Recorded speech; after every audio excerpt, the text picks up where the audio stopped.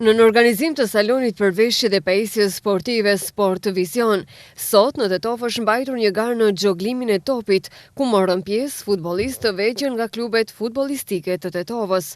Në këtë garë, vendin e parë fitoi Ardi Idrizi me 506 xhoglime, vendin e dytë Albani Ibrahimi me 319 xhoglime, që të dy futbollistë të gjeneratës 2004 nga klubi futbollistik Shkëndija nga Tetova, ndërsa vendin e tretë e fitoi Marko Spirovski nga klubi futbollistik Tetex.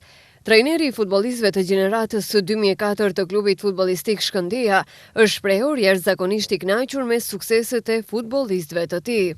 Unë si trajneri i gjeneratës 2004 jam mjaft i kënaqur.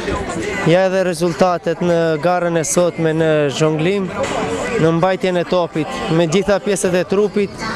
Dy lojtarë dolën të parët, njëri me 500 tepër herë që e preku topin, ndërsa tjetëri 300 tepër, që nuk ishin të arritshëm për lojtarët tjerë.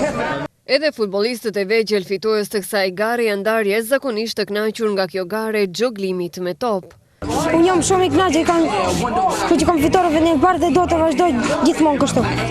Jam shumë i kënaqur që më kanë ndihmuar profil Bashkim Arifi dhe i uroj të gjithë tjerët. Unë mendoj se është një arritje e madhe sepse ne kena punu premotës për këtë arritje.